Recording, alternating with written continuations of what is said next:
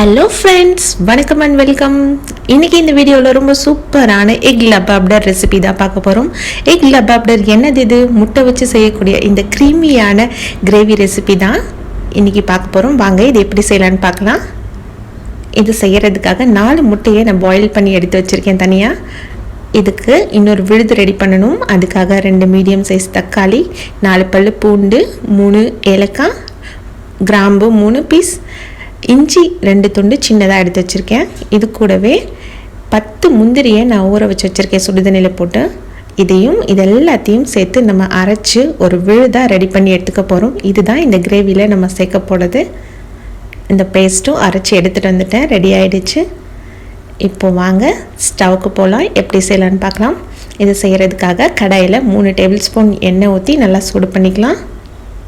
எண்ணெய் சூடான பிறகு ஒரு பிரியாணி இலை 2 உடைச்சி அதையும் ஆட் பண்ணிட்டேன்.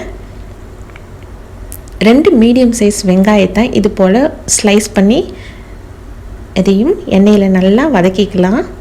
எண்ணெயில் நல்லா வதங்கி நல்ல கோல்டன் கலர் ஆகிற வரைக்கும் நல்லா வதக்கிக்கலாம். அப்போ தான் நம்ம கிரேவியில் நல்ல ஒரு ஃப்ளேவர் நமக்கு சூப்பராக இருக்கும்.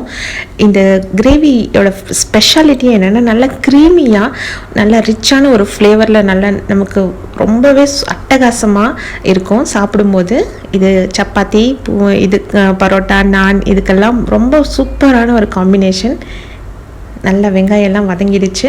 இந்த ஸ்டேஜில் நம்ம அரைச்சி எடுத்து வச்சுருக்கேன் இந்த பேஸ்ட்டையும் இது கூட ஆட் பண்ணிக்கலாம். நம்ம அரைக்கும் போது எதையும் வதக்கலை, அப்படியே பச்சைதாக தான் சேர்த்துருக்கோம். அதனால் இதனோட பச்சை ஸ்மெல் இருக்கும் கண்டிப்பாக. இது நல்லா ஸ்மெல்லாம் போகிற அளவுக்கு நல்லா வதக்கிக்கலாம். இது நல்லா வதங்கிறதுக்காக நான் 1 டேபிள் ஸ்பூன் சால்ட்டும் ஆட் பண்ணிக்கிறேன்.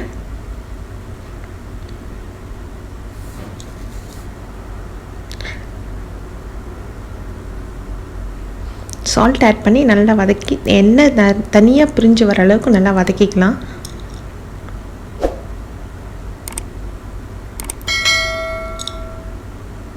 எண்ணெய் நல்லா பிரிஞ்சு வர ஆரம்பிச்சிடுச்சு. இப்போ தூள் வகைகள் சேர்த்துக்கலாம். 1/4 டீஸ்பூன் மஞ்சள் தூள், 1 டேபிள் ஸ்பூன் தனி மிளகாய் தூள், 2 டேபிள் ஸ்பூன் மல்லித்தூள்,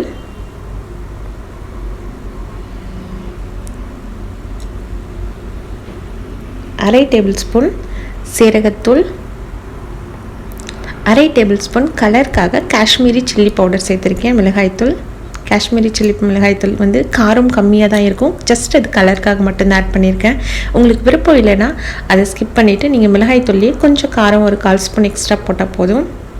இதையெல்லாம் நல்லா ஆயிலில் நம்ம ஆல்ரெடி வதக்கி வச்சுருக்க அந்த கிரேவிலேயே சூப்பராக நல்லா பைண்ட் ஆகிட்டு ஸ்மெல் எல்லாம் போகிற அளவுக்கு நல்லா இது பண்ணிக்கலாம். எல்லாம் நல்லா மிக்ஸ் ஆகிட்டு நல்லா திக்கான ஒரு பேஸ்ட்டாக ஃபார்ம் ஆகிடுச்சு பாருங்கள். இந்த ஸ்டேஜில் நமக்கு எந்த அளவுக்கு கிரேவி வேணுமோ அந்த அளவுக்கு நம்ம தண்ணி விட்டு இதை அட்ஜஸ்ட் பண்ணிக்கலாம். உங்களுக்கு தேவையான அளவு திக்னஸில் இதை தண்ணி ஊற்றி கரெக்ட் பண்ணிக்கோங்க. தண்ணி ஊற்றி நல்லா அட்ஜஸ்ட் பண்ணதுக்கப்புறம்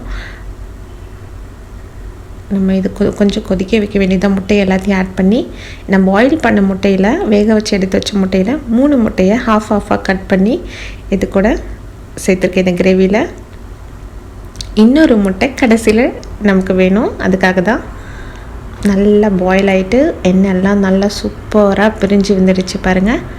அப்படியே அழகாக சூப்பராக இருக்குது திக்காக. இப்போ எல்லா முட்டையும் நம்ம இன்னொரு மேல் பக்கம் திருப்பி வச்சிடலாம்.